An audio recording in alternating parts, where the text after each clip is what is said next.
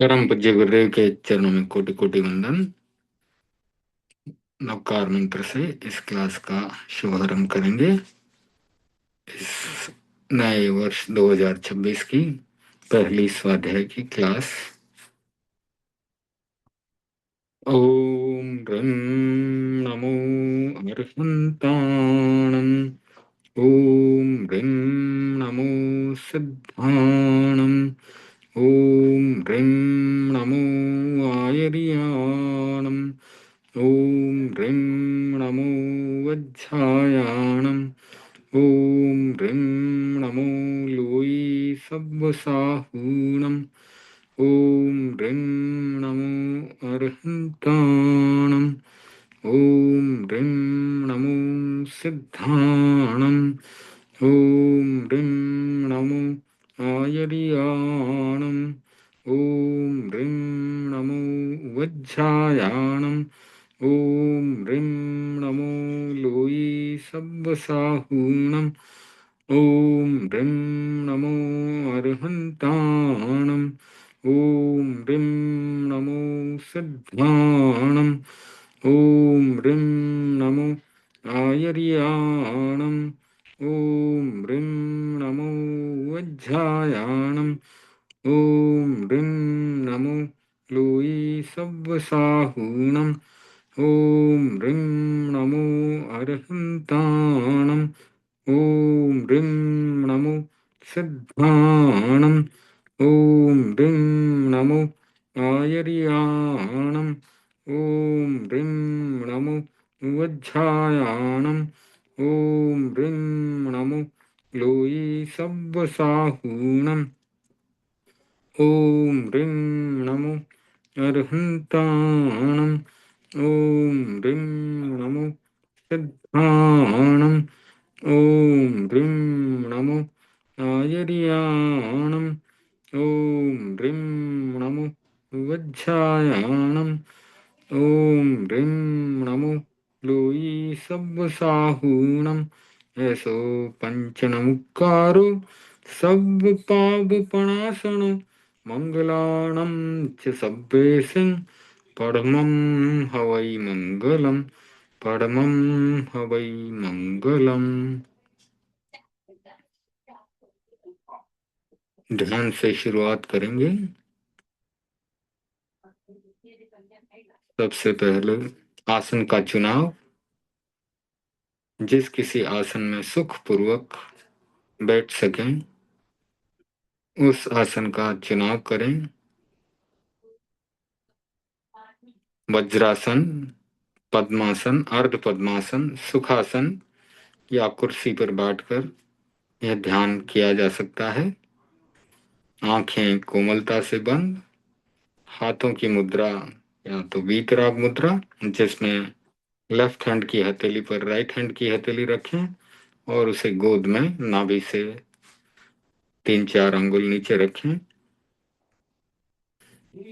ज्ञान मुद्रा। ज्ञान मुद्रा में तर्जनी अंगुली के साथ अंगूठे को टच करते हैं, दोनों हाथों को अपने घुटनों पर रखते हैं।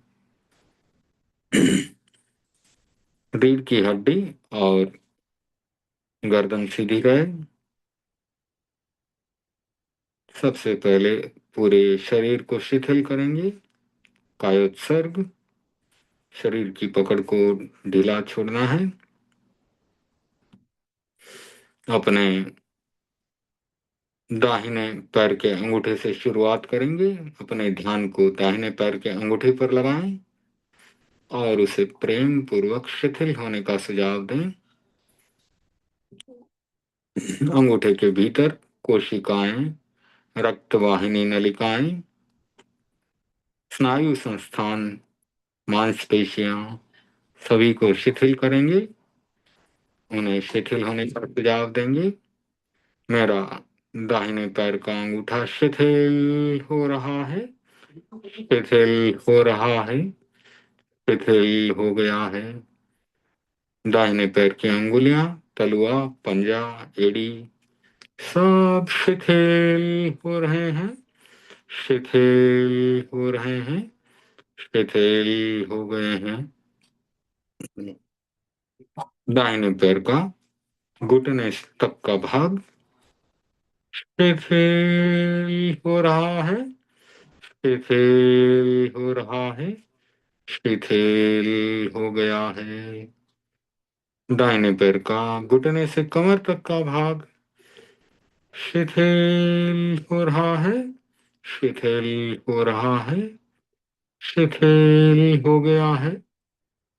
अब अपने ध्यान को बाएं पैर के अंगूठे पर लगाएंगे। बाएं पैर का अंगूठा शिथिल हो रहा है, शिथिल हो रहा है, शिथिल हो गया है। बाएं पैर की अंगुलियां, पंजा, तलुआ, एड़ी सब शिथिल हो रहे हैं, शिथिल हो रहे हैं, शिथिल हो गए हैं। बाएं पैर का एड़ी से लेकर घुटने तक का भाग शिथिल हो रहा है, शिथिल हो रहा है, शिथिल हो गया है। बाएं पैर का घुटने से कमर तक का भाग शिथिल हो रहा है, शिथिल हो रहा है, शिथिल हो गया है। अब अपना ध्यान कमर से ऊपर के भाग पर लगाएंगे, नाभि तक। कमर से नाभि तक स्वास्थ्य केंद्र है। उसके भीतर छोटी आंत, बड़ी आंत, यकृत, प्लीहा, गोनाड्स, एड्रिनलिन ग्लैंड्स सब शिथिल हो रहे हैं, शिथिल हो रहे हैं, शिथिल हो गए हैं। नाभि का भाग, पूरा तेजस केंद्र सब शिथिल हो रहे हैं, शिथिल हो रहे हैं, शिथिल हो गए हैं। नाभि के ऊपर कंधे तक, हार्ट अपना, दिल, दोनों फेफड़े, पसलियां और फेफड़ों के छोटे छोटे अंग एल्वियोली तक सब शिथिल हो रहे हैं, शिथिल हो रहे हैं, शिथिल हो गए हैं।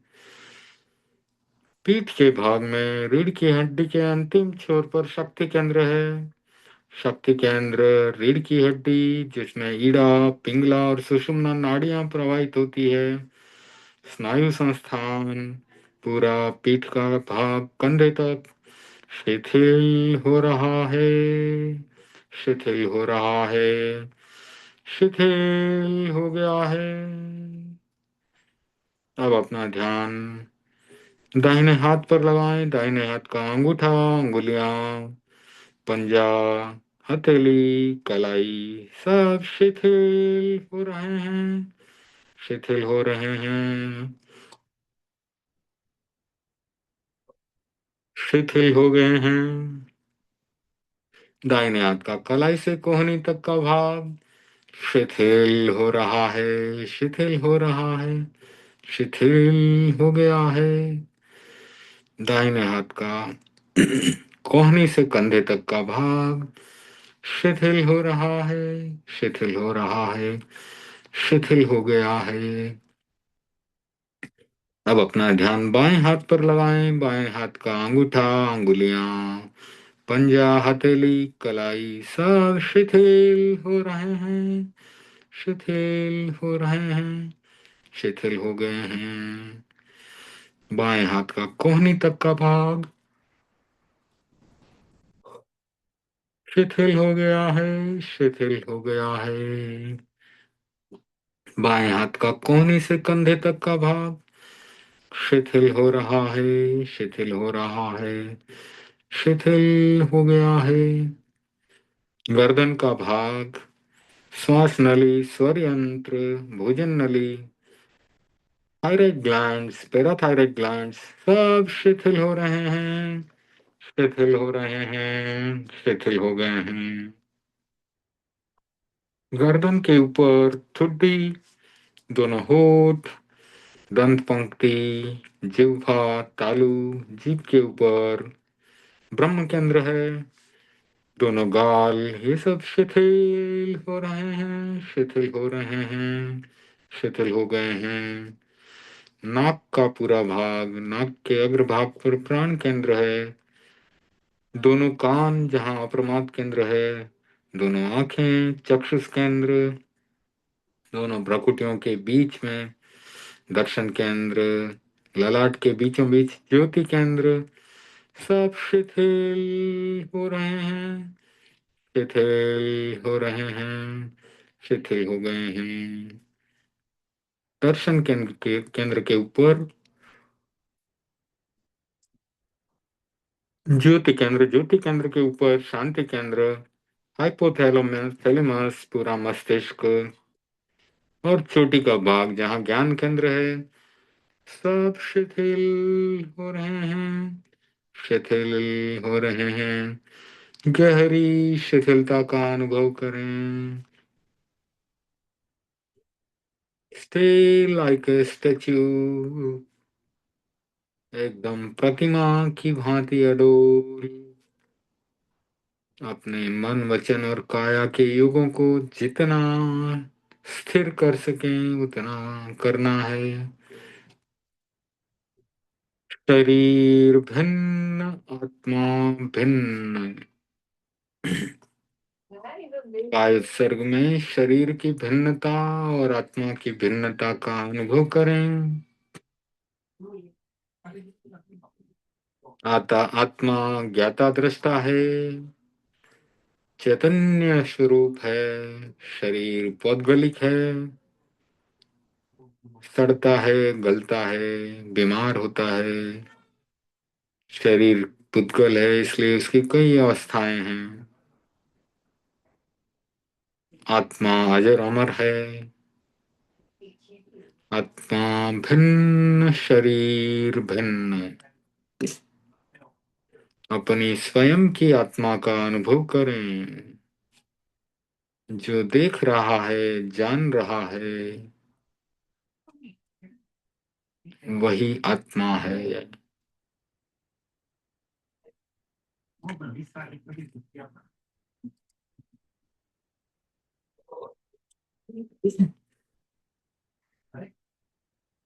आत्मा पूरे शरीर में व्याप्त है, पूरे शरीर में फैली हुई है और सूक्ष्म है। उसे आंखों से नहीं देखा जा सकता।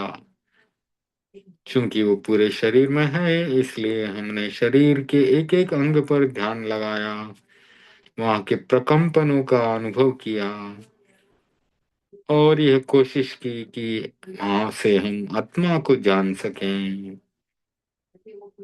शरीर स्थूल है, उसे देखा जा सकता है। आत्मा सूक्ष्म है, उसे नहीं देख सकते, उसका अनुभव ही कर सकते हैं।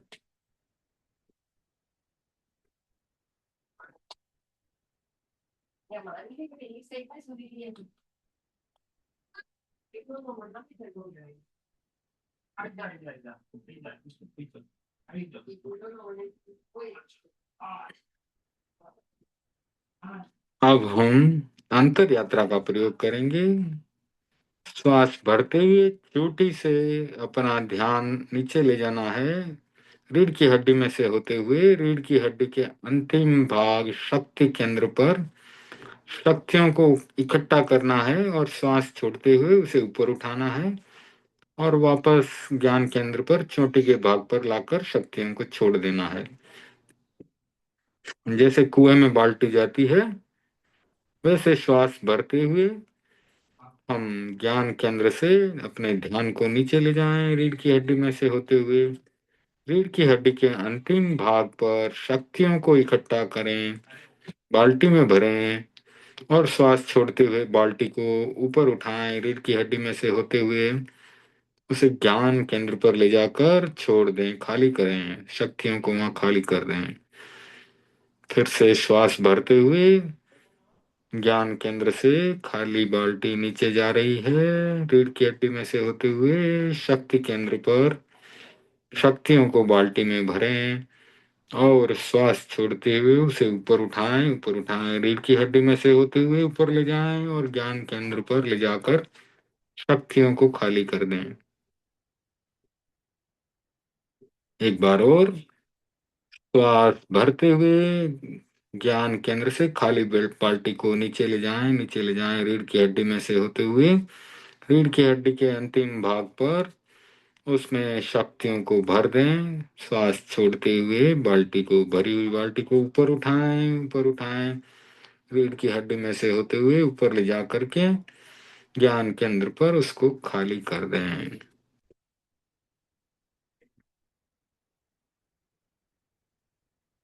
अब अपना ध्यान नाक के अग्र भाग पर लगाएंगे, जहाँ की प्राण केंद्र है। नासाग्र पर ध्यान लगाएं। आते जाते श्वास का अनुभव करें, आते जाते श्वास को देखें। प्रयत्न पूर्वक श्वास को लंबा किया जा सकता है। धीरे धीरे श्वास लें, धीरे धीरे श्वास छोड़ें। ध्यान नाक के अग्रभाग पर। जिस प्रकार मंदिर में भगवान की अधखुली आंखें नाक के अग्रभाग पर टिकी रहती हैं, वैसे ही आप भी अपने ध्यान को नाक के अग्रभाग पर लगाएं और श्वास को आते जाते देखें।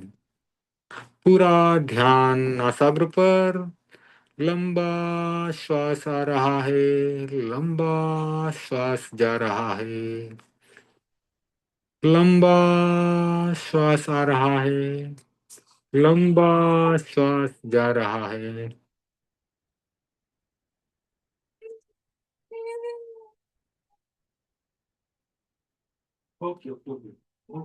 पूरा ध्यान श्वास पर रहे।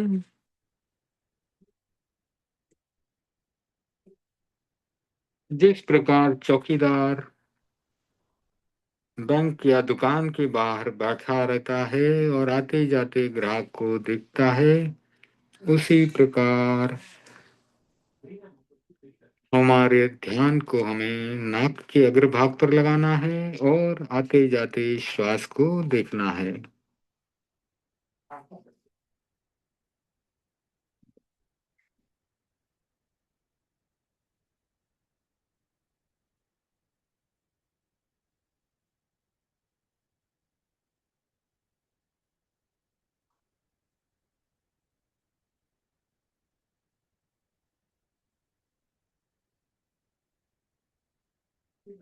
पूरा ध्यान श्वास पर रहे।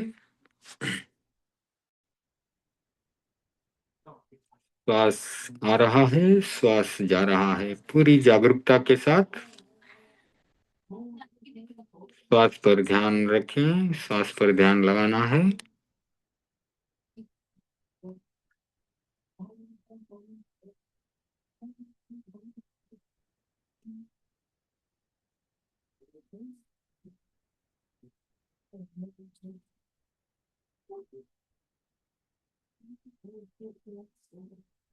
अब ज्योति केंद्र की परीक्षा करेंगे। ललाट के बीचों बीच जहां पर तिलक लगाते हैं या बिंदिया लगाते हैं, अपने ध्यान को वहां पर लगाएं और वहां पर शरद पूर्णिमा के चांद की शीतल किरणों का अनुभव करें। चमकीली चांद की शीतल किरणें, चमकीली श्वेत रंग की किरणें ललाट पर पड़ रही हैं। पूरे ललाट पर श्वेत रंग का प्रकाश फैला हुआ है। श्वेत रंग का प्रकाश भीतर तक जा रहा है। हमारे जीवन में अद्भुत शांति ला रहा है। शांति, सहनशीलता,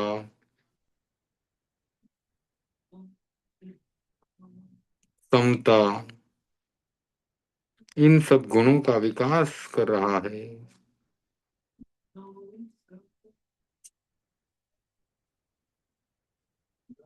सब तरफ श्वेत रंग की किरणें फैली हुई हैं।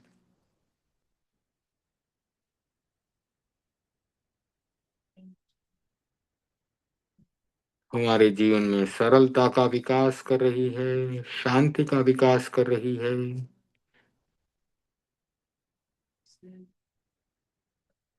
गहरी शिथिलता, गहरी शांति का अनुभव करें।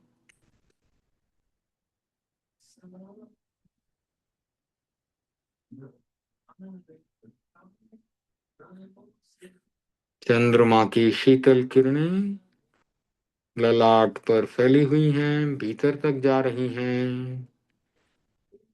गहरी शिथिलता, गहरी शांति हमारे भीतर ला रही हैं।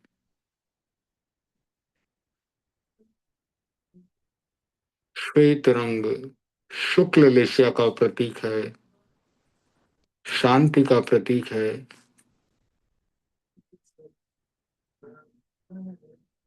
युद्ध विराम के लिए भी श्वेत रंग का झंडा फहराते हैं। श्वेत रंग का बहुत महत्व है। साधु संतों के कपड़े भी श्वेत होते हैं। उज्जवलता, सरलता, सहन शक्ति, शिथिलता और शांति का प्रतीक है।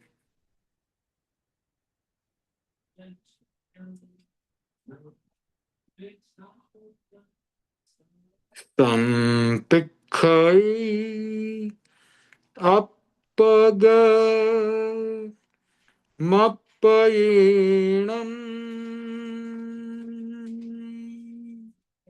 स्वयं स्वयं को देखें, आत्मा से आत्मा को देखें। संपिखई अपग मप्पयीणम्।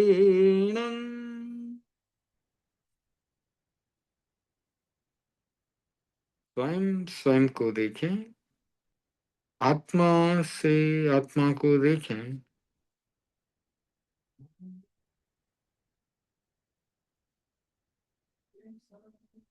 संपिखई अपग मप्पयेणम्। स्वयं स्वयं को देखें, आत्मा से आत्मा को देखें।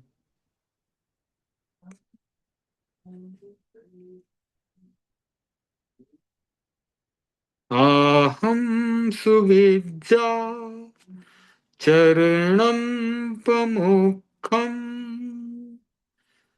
दुख मुक्ति के लिए विद्या और आचार का अनुशीलन करें। आहम सुविज्जा चरणम प्रमुखम। दुख मुक्ति के लिए विद्या और आचार का अनुशीलन करें। आहम सुविज्जा चरणम प्रमुखम। हम सब दुख से मुक्ति चाहते हैं और दुख से मुक्ति का बहुत ही सरल उपाय सम्यक ज्ञान और सम्यक आचरण। पहले विद्या प्राप्त करें, ज्ञान प्राप्त करें और फिर उस पर आचरण करें। भगवान की वाणी बहुत ही छोटे से सूत्र में समाहित हो गई। अपना सच में से जा मृत्युम भुए सुकप्पये। स्वयं सत्य को खोजें और सबके साथ मैत्री करें। अपना सच में से जा मृत्युम भुए सुकप्पये। स्वयं सत्य को खोजें और सबके साथ मैत्री करें। अपना सच में से जा मृत्युम भुए सुकप्पये। स्वयं सत्य को खोजें और सबके साथ मैत्री करें। भगवान ने स्वयं सत्य को खोजा, हमें भी स्वयं ही सत्य को खोजना है और सभी जीवों के साथ मैत्री का भाव रहे। एगो में सासो अप्पा नानी दंसन संजुआ शेषा में बाहिरा भावा सब्बे संयोग लक्षणा। एक मेरी आत्मा शाश्वत है जो ज्ञान और दर्शन लक्षणों से युक्त है, बाकी सभी बाहरी बाहरी भाव संयोग और वियोग लक्षणों वाले हैं। एगो में सासो अप्पा नान दंसन संजुआ शेषा में बाहिरा भावा सब्बे संयोग लक्षणा। एक मेरी आत्मा शाश्वत है जो ज्ञान दर्शन लक्षणों से युक्त है, बाकी सभी बाहरी भाव संयोग और वियोग लक्षणों वाले हैं। एगो में सासो अप्पा नानी दंसन संजुआ शेषा में बाहिरा भावा सब्बे संयोग लक्षणा। एक मेरी आत्मा शाश्वत है जो ज्ञान दर्शन लक्षणों से युक्त है, बाकी सभी बाहरी भाव संयोग और वियोग लक्षणों वाले हैं। जिसका संयोग होता है उसका वियोग भी निश्चित है।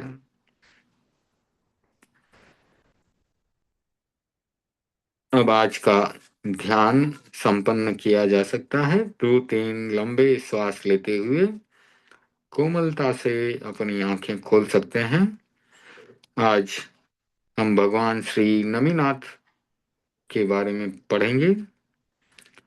तीर्थंकर गोत्र का बंध उनका कैसे होता है इसके बारे में बात करते हैं। जम्बू द्वीप के पश्चिम महाविदेह में भरत विजय की कौशाम्बी नगरी के राजा सिद्धार्थ ने अपने राज्य की उत्तम व्यवस्था कर रखी थी। पारस्परिक विग्रह यानी झगड़े झंझट आदि समाप्त प्राय थे। राज्य में किसी भी वस्तु का अभाव नहीं था। हर व्यक्ति अपने अपने स्थान पर संतुष्ट था। एक बार संसार की नश्वरता पर चिंतन करते करते वे विरक्त हो गए, साधुत्व ग्रहण करने के लिए उद्धत बने। उसी दिन उन्होंने सुना कि नगर के उद्यान में नंदन मुनि पधारे हैं। राजा ने मुनि के दर्शन किए, राज्य संचालन की व्यवस्था करके स्वयं मुनि चरणों में दीक्षित हो गए। सिद्धार्थ मुनि विविध तपस्या व पारने में अभिग्रह करते हुए रुग्ण साधुओं का वैयावृत्य विशेष रूप से किया करते थे। वे धर्म संघ के आलंबन बन गए थे। संचित कर्मों की महान निर्जरा करके उन्होंने तीर्थंकर गोत्र का बंधन किया। अंत में अनशन पूर्वक प्राण छोड़कर उत्तर स्वर्ग लोक के अपराजित महाविमान में महर्दिक देव बने। देवलोक का आयुष्य भोग कर मिथिला नगरी के राजा विजय के राजप्रसाद में आए। महारानी वप्रा की उत्तम कुक्षी में अवतरित हुए। महारानी वप्रा ने देवाधिदेव के गर्भागमन के सूचक 14 स्वप्न देखे, महास्वप्न देखे। स्वप्न पाठकों से सबको पता लग गया कि गर्भगत बालक त्रिलोक पूज्य है, सबके लिए आनंदकारी है। समुचित आहार विहार से गर्भ का पालन होने लगा। गर्भकाल पूर्ण होने पर सावन कृष्णा अष्टमी की मध्य रात्रि में प्रभु का पावन प्रसव हुआ। प्रभु के जन्म के समय सर्वत्र उल्लास था। देवेंद्रों ने उत्सव किया। राजा विजय ने अत्यधिक उल्लास से पुत्र का पूरे राज्य में जन्मोत्सव मनाया। राज्य का हर नागरिक सहज उल्लास से उल्लसित था। नामकरण के दिन विशाल जन समूह के बीच राजा विजय ने कहा, हमारा जनपद अभी जितना निष्कंटक दिख रहा है, आज से 9 महीने पहले ये इतना ही विपत्तिग्रस्त था। उस समय बहुत ही विपदाएं राज्य के ऊपर थी। आप सब जानते हैं, जिन शत्रुओं से हमारा नगर गिर गया था वे असाधारण थे, बहुत शक्तिशाली थे। हमारा हमारा सैन्य बल उनके मुकाबले में कुछ भी नहीं था। मैं चिंतित था कि जनपद की रक्षा कैसे हो पाएगी। मैं कुछ समझ नहीं पा रहा था। उस समय महारानी उपरा ने महल में ऊपर जाकर सौम्य दृष्टि से शत्रु सेना की ओर देखा। देखने के अनंतर ही शत्रु नरेश का मन सहसा परिवर्तित हो गया। उसका मन बदल गया। उन्होंने अपनी बढ़ती हुई विजय वाहिनी को वहीं रोका और युद्ध बंदी की घोषणा कर दी। एक तरह से वह नतमस्तक हो गया। मैत्री संधि भी विजेता की भांति नहीं, जैसा हम चाहते थे उसी रूप में की। आज वे मिथिला के परम मित्र हैं और मुझे तो अपने चाचा की भांति सम्मान देते हैं। ये सारा प्रभाव इस गर्भगत बालक का ही था, अन्यथा हमारी तो हार निश्चित थी। इसके प्रभाव से वे भी मैत्री भावना वाले बन गए। अतः बालक का नाम नमी कुमार रखा जाए। सभी लोगों ने बालक को उसी नाम से पुकारा। बाल सखाओं के साथ कल्प वृक्ष की भांति बढ़ते हुए नमी कुमार ने जब तारुण्य में प्रवेश किया तो राजा विजय ने आर्य जनपद की अनेक समवयस्क राजकन्याओं के साथ उनका पाणी ग्रहण करवा दिया। पूर्व संचित अनिवार्य भोगावली कर्मों को भोगते हुए वे भौतिक सुखों का उपभोग करने लगे। समयानंतर से कुछ समय बाद आग्रह युक्त राज्य सौंपकर राजा विजय निवृत्त हो गए, दीक्षित हो गए। नमी ने राजा बनकर राजकीय व्यवस्था को आदर्श बना दिया था। उनके शासनकाल में हर व्यक्ति स्वयं की सुविधा से पहले राज्य की सुविधा का और व्यवस्था का पूरा ध्यान रखता था। ग्रह गृहस्थ संबंधी भोगावली कर्मों की समाप्ति पर एक बार नमी राजा घूमने के लिए उपवन में गए। वहां उनके पास दो देव आए। सम्राट नमी ने उनसे का आने का कारण पूछा तो देवों ने कहा, जम्बू द्वीप के विदेह क्षेत्र में सुसीमा नगरी में अपराजित नामक मुनि अभी अभी तीर्थंकर बने हैं। जब उनसे पूछा गया कि अब अढ़ाई द्वीप में आपके बाद तीर्थंकर कौन होंगे, तो उन्होंने आपका नाम बतलाया। अतः हम आपके पास आए हैं। यह सुनकर सम्राट नमी अपने उत्तराधिकारी को राज्य सौंपकर विरक्त बन गए। दीक्षा से पूर्व परंपरा के अनुसार उन्होंने वर्षि दान दिया।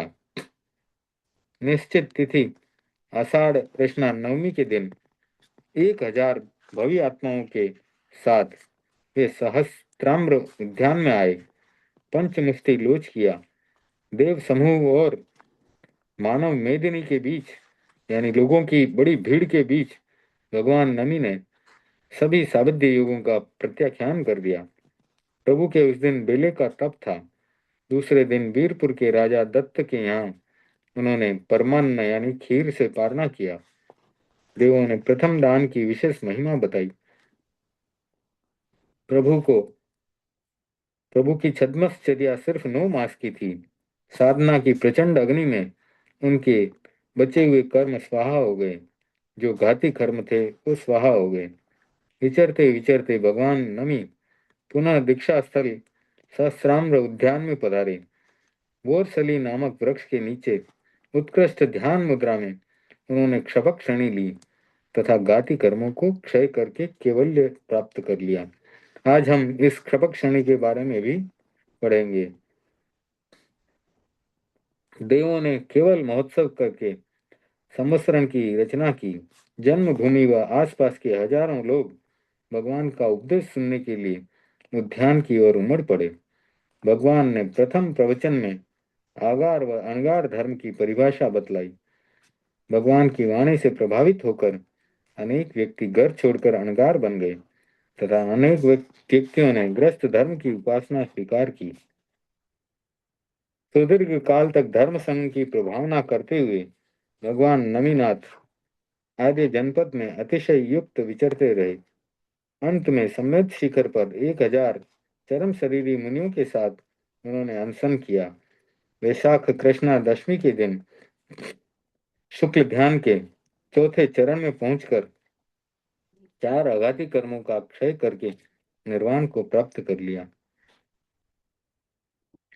पांचाल देश में कंपिली नगर का राजा महाहरि था।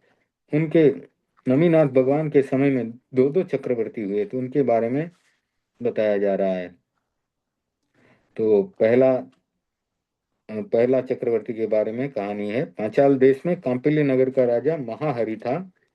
उसकी महारानी महिषी ने चक्रवर्ती के सूचक 14 महासपनों के साथ एक पुत्र को जन्म दिया। उसका नाम दिया गया हरिसेन। उपयुक्त समय पर इसका विवाह किया गया। बाद में इसे राज्य सौंपकर पिता महाहरि निवृत्त हो गए। कुछ समय बाद हरिसेन की आयुधशाला में चक्र रत्न उत्पन्न हुआ। उसकी सहायता से भरत क्षेत्र के सभी 6 खंडों को जीतकर वे 10वें चक्रवर्ती बने। लंबे समय तक चक्रवर्ती पद पर रहने के बाद हरिसेन दीक्षित हुए। अंत में समस्त कर्मों से मुक्त बन सिद्ध श्री का वरण किया। उनकी ऊंचाई 15 धनुष थी। कुल 10,000 वर्ष की संपूर्ण आयु में 8,850 वर्ष चक्रवर्ती पद पर रहे और 300 वर्ष दीक्षा पर्याय में रहे। हरिसेन नमीनाथ भगवान की विद्यमानता में हुए। ये भगवान के भक्त थे। भगवान नमीनाथ के शासनकाल में 11वें चक्रवर्ती जयसेन भी हुए।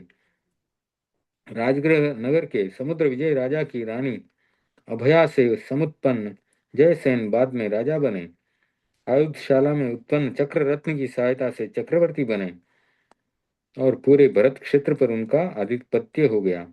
3,000 वर्ष की सर्वायु में जयसेन ने 300 वर्ष कुमार अवस्था, 300 वर्ष मांडलिक राजा के रूप में शासन किया। 100 वर्ष दिग्विजय यात्रा करने के बाद 1900 वर्ष तक चक्रवर्ती पद भोगा। 2600 वर्ष की उम्र में संयमी बने। 400 वर्ष तक संयम पर्याय का पालन किया। अंत में कर्म को क्षय करके मोक्ष श्री का वर्ण किया। भगवान नमीनाथ के समय में उनके परिवार में गंधर्व थे 17, केवल ज्ञानी थे 1,600, मनापर्य ज्ञानी थे 1,250, अवधि ज्ञानी थे 1,600, वैक्री लब्धिधारी 5,000, 14 पूर्वी 450, चर्चावादी 1,000, साधु 20,000 थे, साध्वियां 41,000, श्रावक 1,70,000, श्राविकाएं 3,78,000 और माता का नाम वप्रा, पिता का नाम विजय, नगरी का नाम मिथिला, वंश इक्ष्वाकु वंश और गोत्र था काश्यप गोत्र। उनका लक्षण था नीलोत्पल यानी नील कमल, वर्ण सुवर्ण वर्ण, शरीर की ऊंचाई 15 धनुष और यक्ष भ्रकुटी, यक्षिणी गांधारी। कुमार काल 2500 वर्ष का था। राज्यकाल 5,000 वर्ष का था। छद्मस्त काल 9 मास। दिगंबर मान्यता है कि 9 वर्ष था उनका छद्मस्त काल। कुल दीक्षा पर्याय 2,500 साल। आयुष्य 10,000 वर्ष। च्यवन उनका हुआ आसुज शुक्ला पूर्णिमा के दिन अपराजित नामक देव विमान से पधारे और अश्विनी नक्षत्र में पधारे। जन्म सावन कृष्ण अष्टमी को मिथिला में और नक्षत्र अश्विनी। दीक्षा आषाढ़ कृष्ण नवमी को, स्थान मिथिला, अश्विनी नक्षत्र में। केवल ज्ञान मिक्षर शुक्ला 11 को, मिथिला में, अश्विनी नक्षत्र में। निर्वाण वैशाख कृष्णा दशमी को, सम्यक शिखर पर, अश्विनी नक्षत्र में। इस प्रकार नवीनाथ भगवान के बारे में आज हमने पढ़ा। अब हम गुणस्थानों और कर्मों की और चर्चा करते हैं। तो गुणस्थानों का विकास क्रम क्या है उसके बारे में हम पढ़ रहे थे। पहली अवस्था में विपरीत बुद्धि बनी रहती है क्योंकि मिथ्या दृष्टि गुणस्थान है। तो भौतिक को सार और आध्यात्मिक को असार समझने की भावना बलवान रहती है। यानी संसार के प्रति मोह ज्यादा होने से आध्यात्मिक बातों में मन नहीं लगता है। यह ठीक वस्तु स्थिति के उलटने वाली मनोदशा है। और ऐसी परिस्थिति होने पर जो जो ज्ञानावरणीय आदि कर्मों का क्षयोक्षम परिमित रूप से अभाव है वह गुणस्थान है। यानी ज्ञान उसमें जो है बहुत ही कम है। थोड़ा तो उजास रहता है, क्योंकि कितना भी निगोद का जीव भी हो तो उसको भी अक्षर के अनंतवें भाग जितना ज्ञान होता है। तो जो मिथ्यात्व है, तत्व ज्ञान के विपरीत आस्था है, वह गुणस्थान नहीं है। मिथ्या दृष्टि में समता है जिससे वह गुणस्थान का अधिकारी बनता है। मिथ्या दृष्टि में जो यथास्थित ज्ञान या सम्यक आचरण होता है वह उसका गुणस्थान है, क्योंकि गुणस्थान क्या है? गुणों का स्थान है। तो मिथ्या दृष्टि में भी जो थोड़ा बहुत ज्ञान है या सम्यक आचरण है वह उसका गुणस्थान है। मिथ्यात्वी जो है वो भी गाय को गाय ही जानता है, भैंस को भैंस ही जानता है, और भी जो जो वस्तुएं जिस रूप हैं वह उनको वैसे ही जानता है। यह जानना ठीक है और वो गुणस्थान है। उसमें तत्व की रुचि नहीं होती, इसी कारण वह मिथ्यात्वी कहलाता है। मिथ्यात्वी का सारा आचरण ही मिथ्या नहीं होता, उसमें मोक्ष मार्ग के अनुसार आचरण भी थोड़ा बहुत हो सकता है। इस अवस्था में विकास अल्प होता है, पर यह विकास क्रम की कोटि में नहीं आता है। दूसरी अवस्था का आध्यात्मिक विकास क्रम की नहीं है, परंतु आध्यात्मिक विकास के पतन की अवस्था है। क्योंकि दूसरा गुणस्थान क्या है? पहला मिथ्या दृष्टि गुणस्थान, दूसरा है शाश्वतम सम्यक दृष्टि गुणस्थान। यानी जब जीव सम्यक्त्व से मिथ्यात्व की ओर जा रहा है उस समय उसके सम्यक्त्व का थोड़ा सा स्वाद रहता है। उस गुणस्थान को शाश्वतम सम्यक दृष्टि गुणस्थान कहा गया। यानी पतन का अंतराल काल, यह दूसरी अवस्था है। तीसरी अवस्था पर उत्क्रांति व अपक्रांति करने वाली आत्मा का अधिकार है। उत्क्रांति यानी मिथ्यात्व से जो ऊपर आ रहा है या फिर चौथे गुणस्थान से नीचे जा रहा है, सम्यक्त्व से नीचे गिर रहा है, तो उसको कुछ संदेह हो जाता है। उत्क्रांति करने वाली आत्मा प्रथम गुणस्थान से और अपक्रांति करने वाली आत्मा चौथे गुणस्थान से तीसरे गुणस्थान में चली जाती है। स्थिति का परिपाक होने पर तथा सारी उपयुक्त सामग्री मिलने पर आत्मा का एक आंतरिक प्रयत्न होता है जिसमें कि ग्रंथि भेद हो जाता है। यानी अंदर भीतर में जो गांठें बंधी हुई थी, गांठ लगी हुई थी, वो खुल जाती है। आत्मा इतना प्रयास करता है कि उसकी मिथ्यात्व की जो गांठ है वो खुल जाती है। मोह की प्रबल गांठ जो है वो पहले कभी नहीं खुली, वो भी खुल जाती है। तो जब पहली बार मिथ्यात्व से सम्यक्त्व में आता है तो आत्मा बहुत प्रयास करता है और उस प्रयास से उसके मोहनी कर्म का क्षयोक्षम होता है और मिथ्यात्व की जो ग्रंथि है, मोह की प्रबल गांठ है, वो खुलती है, सम्यक दर्शन प्राप्त होता है। यह चौथी भूमिका है। यह सम्यक दृष्टि गुणस्थान है। सम्यक दृष्टि प्राप्त होने पर संयम का सावधिक अभ्यास प्रारंभ होता है। यानी संयम का मर्यादित अभ्यास प्रारंभ होता है। जैसे हम एक उपवास करते हैं तो वो संयम का मर्यादित उपवास, मर्यादित अभ्यास है, क्योंकि उसमें हम 24 घंटे के लिए या 36 घंटे के लिए निराहार रहते हैं। फिर उससे भी अधिक, तो उस तो चौथी अवस्था प्राप्त होने के बाद जो संयम का विकास होता है या संयम का अभ्यास शुरू होता है वह पांचवा गुण स्थान है। उसमें क्या हो रहा है? चौथे में तो अविरत सम्यक दृष्टि है, यानी कोई व्रत नहीं है। लेकिन जैसे ही कोई व्रत का अभ्यास शुरू किया तो पांचवा गुण स्थान आ जाता है। उसमें देश विरति सम्यक दृष्टि बन जाता है। तो थोड़ा थोड़ा संयम का अभ्यास शुरू हो जाता है। ये पांचवी भूमिका है। जब वह संयम एकदम से बिना किसी छूट के, यानी सावध्य योगों का पूरा त्याग हो जाता है, अमर्यादित, पूरे जीवन भर के लिए, तो छठा गुणस्थान आता है। तब उसकी भूमिका पूर्ण संयम की बन जाती है, संसार से अभिमुखता छूट जाती है, उसे उत्तरोत्तर आत्मानंद का अनुभव होता है, यानी उसका आनंद बढ़ते चले जाता है, उसको अपनी आत्मा में ही आनंद आने लगता है, और वहां पर विकास होने पर वह सातवीं अवस्था में चला जाता है। तो छठा तो है प्रमथ संयत गुणस्थान, और सातवां अप्रमथ संयत गुणस्थान, यानी जब धर्म के प्रति उत्साह बहुत अधिक हो जाता है तो सातवां गुणस्थान प्राप्त करता है, और जब उत्साह में कुछ कमी आ जाती है तो फिर से सातवें से छठे अवस्था में आ जाता है। तो ये छठे से सातवें में, सातवें से छठे में कई बार आता जाता है, लेकिन दोनों ही गुणस्थान, दोनों ही अवस्थाएं साधु की है। तो सातवीं और छठी अवस्था का यह क्रम बराबर चलता रहता है। आठवीं अवस्था में मोह को नष्ट करने के लिए बहुत अधिक आत्मबल की जरूरत पड़ती है।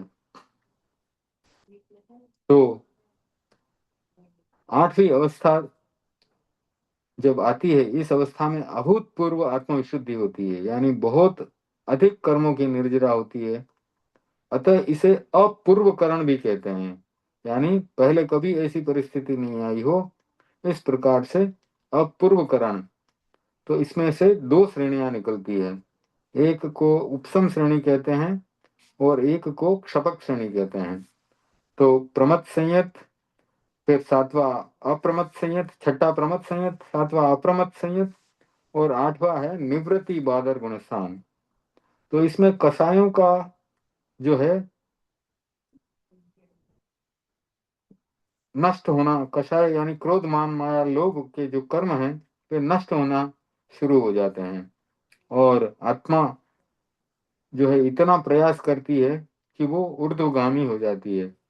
तो उपसम श्रेणी और क्षपक श्रेणी के बारे में बात करेंगे। तो नौवीं अवस्था में क्रोध मान माया को और 10वीं में लोभ को उपशांत तथा क्षीण कर उपसम श्रेणी वाला 11वें गुणस्थान में जाता है, और जो क्रोध मान माया लोभ को नष्ट करते हुए चलता है, क्षीण करते हुए चलता है, वो क्षपक श्रेणी लेकर के 12वें गुणस्थान में चले जाता है। तो जो क्रोध मान माया लोभ को दबाते दबाते चलता है, उपशांत करते करते चलता है, उसको उपशांत श्रेणी या उपशम श्रेणी लेता है, और वो 10वें से 11वें गुणस्थान में जाता है। लेकिन जो मोहनी कर्म को और क्रोध मान माया लोभ को क्षीण करते हुए चलता है, वो 10वें से 12वें गुणस्थान में चले जाता है और क्षपक श्रेणी ले लेता है। जो 11वें गुणस्थान में जाने वाला है, उसका दबा हुआ मोह अंतर मुहूर्त के भीतर वापस से उभर कर आ जाता है। तो वापस उदय में आने से उसको वापस से नीचे के गुणस्थानों में जाना पड़ता है, यानी 11वें से 10वें 9वें 8वें ऐसे वो नीचे गिरता हुआ अगर नहीं रुके तो पहले गुणस्थान तक पहुंच जाता है।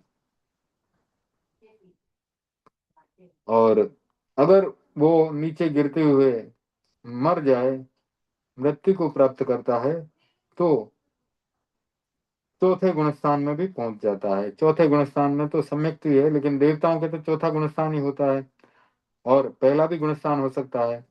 तो 11वें गुणस्थान से जो नीचे गिरते हुए मृत्यु को प्राप्त करता है और देवलोक में जाता है, तो चौथे गुणस्थान तक पहुंच जाता है। तो 11वें गुणस्थान वाला निश्चित रूप से नीचे जाता ही जाता है। और 12वें गुणस्थान में जो पहुंच गया, क्योंकि वो क्रोध मान माया लोभ को क्षीण करते हुए पहुंचा है, तो 12वें गुणस्थान वाले को केवल ज्ञान प्राप्त हो जाता है। वो 12वें गुणस्थान के अंतिम समय में अंतराय कर्म और ज्ञानावरणीय कर्म और दर्शनावरणीय कर्म, इनकी सभी बची हुई प्रकृतियों का नाश कर देता है, क्षीण कर देता है उनको, और 12वें गुणस्थान का अंतिम समय कह दें या 13वें गुणस्थान का प्रथम समय कह दें, वहां पर केवल ज्ञान प्राप्त कर लेता है। 12वीं अवस्था वाला मोह को क्षीण करता हुआ आगे बढ़ता है, अतः 13वीं अवस्था में संपूर्ण ज्ञान को प्राप्त कर लेता है। आत्मा पहले मनोयोग का, उसके बाद वाक्य योग का और उसके बाद काय योग का निरोध करके 14वें गुणस्थान यानी शैलेशी अवस्था को प्राप्त करता है। जब मन, वचन और काया के योगों का पूर्ण रूप से निरोध हो जाता है, सूक्ष्म क्रियाएं जैसे कि श्वासोच्छ्वास, नाड़ी का स्पंदन, ये सब भी बंद हो जाते हैं और 5 ह्रस्वाक्षर अ, ई, उ, री और री इतना उच्चारण करने करें उतने समय में वो मोक्ष को प्राप्त कर लेता है। तो 14 गुणस्थान की अवस्था बहुत ही अल्प होती है, बहुत छोटा समय होता है। उसके बाद आत्मा मुक्त हो जाती है, मोक्ष चली जाती है। मुक्त आत्मा का ऊर्ध्व गमन, शुद्ध चेतना की स्वाभाविक गति ऊर्ध्व है। जिस प्रकार से लोहे की गेंद होती है, उसको हाथ में से छोड़ा जाए तो नीचे गिरती है क्योंकि वह भारी है। तो आत्मा भी कर्मों से भारी हो जाती है तो नीचे की तरफ जाती है। और जिस प्रकार गैस से भरा हुआ गुब्बारा आसमान में ऊपर उठ जाता है, वैसे ही कर्मों से हल्की हुई आत्मा ऊर्ध्व की ओर गति करती है, ऊपर की तरफ जाती है। और जिसके कर्म पूर्ण रूप से क्षय हो जाते हैं, वह तो एकदम लोक के ऊपर लोकाग्र पर जाकर के स्थित हो जाती है, मुक्त हो जाती है। तो बताया गया है कि शुद्ध चेतना की स्वाभाविक गति ऊपर की तरफ है, अतः मुक्त आत्मा वहां तक चली जाती है जहां तक उसकी गति में धर्मास्तिकाय सहायक रहता है। उसके आगे गति हो नहीं सकती, इसलिए वह शुद्ध आत्मा वहीं पर स्थिर हो जाती है। धर्मास्तिकाय नहीं है तो जीव की गति नहीं हो सकती, तो वहीं लोक के अग्रभाग पर जाकर वहीं स्थिर हो जाती है। यह स्थान लोक के अंतिम भाग पर है, इसे ही सिद्ध गति कहते हैं और सिद्ध शिला भी वही है और इसी को मोक्ष कहा जाता है। तो मोक्ष में मुक्त आत्माएं रहती हैं, उनको ही अनंत सुख, क्षायिक सुख उनको ही प्राप्त होता है। वहां पर कहते हैं कि एकेंद्रीय जीव तो पूरे लोक में खचाखच भरे हुए हैं, सूक्ष्म एकेंद्रीय के जीव पूरे लोक में खचाखच भरे हुए हैं, तो वे तो सिद्ध शिला पर भी विद्यमान है, लेकिन उनको वह सुख प्राप्त नहीं होता। क्यों? क्योंकि उनके 8 ही कर्म क्षीण नहीं हुए हैं, लेकिन सिद्ध आत्माओं के 8 कर्म क्षीण हो गए हैं, इसलिए उनको मोक्ष का सुख प्राप्त होता है। मुक्त आत्मा की स्थिति, शरीर का 1/3 भाग जो है, मुख, कान, पेट आदि जो 1/3 भाग है वो पोला होता है और 2/3 भाग सघन होता है। तो आत्मा जो है जिस अंतिम शरीर से मोक्ष को प्राप्त करती है, उसका 2/3 भाग जो सघन होता है, उतने जीव आत्मा के प्रदेश सिद्ध स्थान में फैल जाते हैं। यानी जो शरीर है हमारा, उसका 2/3 भाग जितनी वहां उसकी अवगाहना होती है। भिन्न भिन्न सिद्धात्माओं के प्रदेश परस्पर टकराते नहीं हैं। जिस प्रकार से एक दीपक की ज्योति का प्रकाश कमरे में फैल जाता है और कमरे में अगर एक और दीपक लाया जाए तो उसका भी प्रकाश कमरे में फैल जाता है, तीसरा दीपक लाएंगे तो उसका भी प्रकाश कमरे में फैल जाएगा। एक दूसरे से वो टकराएगा नहीं, एक दूसरे को रोकेगा नहीं। उसी प्रकार सिद्ध शिला के ऊपर अनंत आत्माएं सिद्ध हो चुकी हैं और वे एक दूसरे से टकराती नहीं हैं। भिन्न भिन्न सिद्ध आत्माओं के प्रदेश परस्पर अव्याघात रहने से एक दूसरे से टकराते नहीं हैं। प्रत्येक आत्मा अपना स्वतंत्र अस्तित्व कायम रखती है। ऐसे परम निर्मल आत्माएं वीतराग, वीत मोह और वीत द्वेष होते हैं, अतः उनका इस संसार में पुनरागमन नहीं होता, क्योंकि वे सभी कर्मों को क्षीण कर चुके हैं। अभी गुणस्थानों का समय बताया गया है। प्रथम गुणस्थान, पहला गुणस्थान, तो वे आत्माएं संसार भ्रमण की उनकी कोई सीमा नहीं होती। मोक्ष में नहीं जाने वाले जीवों का यही अक्षय भंडार है। प्रथम गुणस्थान के अतिरिक्त किसी भी अवस्था में जीव अनंत काल तक नहीं रह सकता। इसकी समुद्र से तुलना होती है कि अन्य अवस्थाओं की छोटे छोटे तालाब की जैसे तुलना की जा सकती है, लेकिन मिथ्यात्वी जीव तो समुद्र के समान है। ये अवस्था अभवी जीवों के लिए अनादि और अनंत है, और भवी मोक्ष में जाने वाले जीवों के लिए अनादि और शांत यानी अंत सहित है। क्योंकि मोक्ष में जाने वाले जीवों का तो कभी न कभी जो है मिथ्यात्व से वे सम्यक्त्व में आ जाते हैं। तो जो जीव मिथ्यात्व को त्याग सम्यक्त्व प्राप्त कर फिर वापस मिथ्यात्वी बन जाते हैं और उसके बाद सम्यक्त्व फिर से प्राप्त करते हैं, उनकी अपेक्षा से पहला गुणस्थान आदि सहित और अंत सहित है, क्योंकि उन्होंने फिर से सम्यक्त्व को प्राप्त किया है।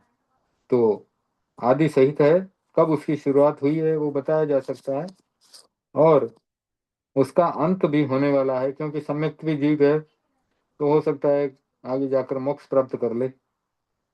इसके सिवाय सब सादि शांत हैं, यानी आदि सहित और अंत सहित हैं। दूसरे गुणस्थान का कालमान कितना है? 6 आवली का जितना। ये बहुत ही छोटा कालमान है। क्यों? क्योंकि जब जीव सम्यक्त्व से मिथ्यात्व की ओर जा रहा है तो दूसरे गुणस्थान में सम्यक्त्व को छोड़ते हुए जा रहा है और मिथ्यात्व आने वाला है। वहां पर सिर्फ सम्यक्त्व का स्वाद ले सके, सम्यक्त्व का सिर्फ स्वाद जैसा रह जाता है। जैसे हमने रोटी खा ली या मिठाई खा ली, अब मिठाई तो मुंह में नहीं है लेकिन थोड़ा सा स्वाद मुंह में है। उसी प्रकार से ये दूसरा गुणस्थान है, उसमें सम्यक्त्व का थोड़ा सा स्वाद जैसा रहता है और 6 आवलिका में वो मिथ्यात्वी बन जाता है। चौथे गुणस्थान का कालमान 33 सागरोपम से कुछ अधिक बताया गया। क्यों ऐसा? क्योंकि जो देवता हैं उनमें चौथा गुणस्थान है, और देवताओं का सबसे अधिक आयुष्य वो 33 सागरोपम का है। अनुत्तर विमान के देवों के 33 सागरोपम का आयुष्य हो सकता है या होता है। तो चौथे गुणस्थान का कालमान तो सबसे ज्यादा से ज्यादा 33 सागरोपम वहां, और फिर वे उसके पहले भी सम्यक्ति रहे हों तो उसके कारण उनका जो चौथे गुणस्थान का कालमान बताया गया वो 33 सागर से थोड़ा अधिक बताया गया। पांचवें, छठे और 13वें गुणस्थान का काल करोड़ पूर्व से थोड़ा सा कम बताया गया। तो पांचवें गुणस्थान में मनुष्य की आयु करोड़ पूर्व की भी हो सकती है, उससे करोड़ करोड़ पूर्व से थोड़ी कम हो सकती है। तो उसके आधार पर बताया गया कि पांचवें गुणस्थान का कालमान कुछ कम करोड़ पूर्व, छठे गुणस्थान का भी कुछ कम करोड़ पूर्व, और 13वें गुणस्थान का भी करोड़ पूर्व से थोड़ा सा कम। 14वें गुणस्थान का कालमान 5 ह्रस्व अक्षर यानी अ ई उ री री इसका उच्चारण करें, बस उतना ही 14वें गुणस्थान का कालमान है। बाकी शेष गुणस्थानों का काल अंतर मुहूर्त जितना है। अंतर मुहूर्त यानी कि एक समय से थोड़ा अधिक अधिक और 48 मिनट से एक समय कम। तो ये अंतर मुहूर्त है, यानी लगभग 48 मिनट का समय अंतर मुहूर्त कहलाता है। तो इस प्रकार से हमने गुणस्थानों की थोड़ी चर्चा की, और अब हम जो कर्मों के बारे में हमने पहले चर्चा की थी उसके बारे में थोड़ी और चर्चा करेंगे। हमने 7 कर्मों की तो उत्तर प्रकृतियों के बारे में जानकारी प्राप्त कर ली थी। नाम कर्म को छोड़कर बाकी सभी कर्मों की उत्तर प्रकृतियों की जानकारी हमने प्राप्त कर ली थी। उसका एक बार रिवीजन कर लेते हैं। तो ज्ञानावरणीय कर्म है। ज्ञानावरणीय कर्म की 5 उत्तर प्रकृतियां होती है। मति ज्ञानावरणीय, श्रुत ज्ञानावरणीय, अवधि ज्ञानावरणीय, मनापद्य ज्ञानावरणीय और केवल ज्ञानावरणीय। मति ज्ञानावरणीय कर्म से क्या होता है कि मति ज्ञान को रुकावट डालता है। मति ज्ञान क्या है? जो अपनी उत्पत्ति 4 प्रकार की हमने बुद्धियों के बारे में बताया था वो, और जो हमारी इंद्रियों से हमें ज्ञान प्राप्त हो रहा है, इहा अवाय धारणा, इन सबके अग्रह इहा अवाय और धारणा से जो हमें मति ज्ञान प्राप्त होता है, इंद्रियों का ज्ञान प्राप्त होता है, वह मति ज्ञान है। और उत्पत्ति की आदि 4 प्रकार की बुद्धियां बताई थी, उत्पत्ति की, कार्मिकी आदि, वे सब मति ज्ञान से उपजती हैं। तो जब मति ज्ञान पर आवरण आता है मति ज्ञानावरणीय कर्म के कारण, तो ये सब हमें नहीं प्राप्त होते। श्रुत ज्ञानावरण ये क्या है? श्रुत ज्ञान को रोकने वाली कर्म प्रकृति को श्रुत ज्ञानावरणीय कहा गया। हमें सुनने को अच्छा ज्ञान नहीं प्राप्त हो और पढ़ने को ज्ञान प्राप्त करने का अवसर नहीं मिल रहा हो, तो ये सब श्रुत ज्ञानावरणीय कर्म प्रकृति के कारण होता है। अवधि ज्ञानावरणीय कर्म ये अवधि ज्ञान को प्राप्त करने में रुकावट देता है। तो ये हम सबके अवधि ज्ञानावरणीय कर्म का उदय है, इसलिए अवधि ज्ञान की प्राप्ति हमें नहीं हो पा रही है। मनः पर्योग ज्ञानावरणीय कर्म, ये कर्म जो है मनः पर्योग ज्ञान प्राप्त नहीं होने देता है। फिर केवल ज्ञानावरणीय कर्म, यह केवल ज्ञान को प्राप्त होने में रुकावट डालता है। तो इस प्रकार से ज्ञानावरणीय कर्म के 5 उत्तर प्रकृतियां होती हैं। दर्शनावरणीय कर्म की उत्तर प्रकृतियां 9 है। ये देखने में रुकावट डालता है। चक्षु दर्शनावरण, यानी आंख से अच्छी तरह से नहीं देख पाएंगे। अचक्षु दर्शनावरणीय कर्म ये क्या करता है?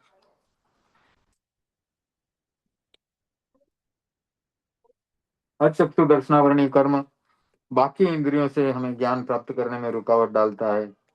जैसे हम नाक से सूंघ करके कुछ प्राप्त कर सकते हैं, ज्ञान बता सकते हैं कि ये हलवे की खुशबू आ रही है, या तो इस प्रकार अचक्षु दर्शनावरणीय कर्म जो है इन सब बातों में रुकावट डालता है। अवधि दर्शनावरणीय कर्म अवधि दर्शन की प्राप्ति नहीं होने देता है।